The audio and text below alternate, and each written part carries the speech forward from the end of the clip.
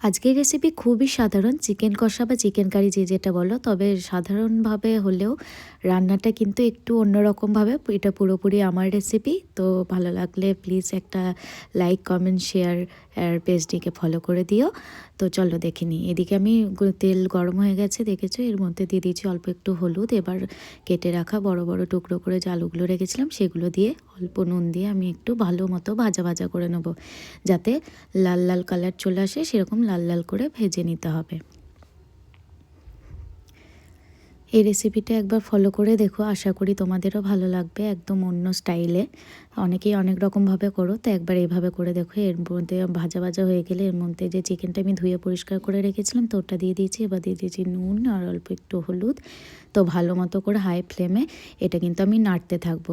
যেহেতু চিকেন থেকে অনেকটাই জল বেরোবে, তো এই জলটা যাতে একদমই টেনে নেয় ততক্ষণ অবধি কিন্তু আমি এটা ভাজা ভাজা করতে থাকবো, আর যাতে হলুদের গন্ধটাও মরে। এবার কিছুক্ষণ নাড়ার পর আমি এখানে ওই 2 থেকে 3 চামচ মতো ফেটানো টক দই দিয়েছি। খুব বেশি টক দই এখানে লাগবে না, ওই 2 থেকে 3 চামচ দিলেই হবে, বড় চামচের। এরপর একটু একটু নাড়িয়ে নিয়ে আমি কেটে রাখা পেঁয়াজ কুচি, ক্যাপসিকাম কুচি আর লঙ্কা কুচিটাও ওর মধ্যে দিয়ে হাই ফ্লেমে খুব ভালো মতো করে নেড়ে নেবো, যতক্ষণ না পেঁয়াজটা রঙটা একটু অন্যরকম হচ্ছে আর একটু নরম হয়ে আসছে। তো পেঁয়াজটা নরম হয়ে গেলে ওর মধ্যে আমি এমনি নর্মালি যে মশলাগুলো দেয় চিকেনে সেটাই দিয়েছি।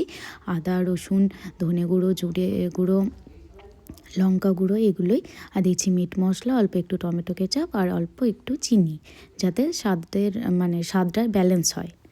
তো ভালো মতো করে হাই ফ্লেমে দিয়ে সবটাই আমি কষিয়ে নেব বেশ কিছুক্ষণ ধরে। তো দেখতেই পাচ্ছ যে আমার কষানো প্রায় হয়েই এসছে, তেল ছেড়ে দিয়েছে।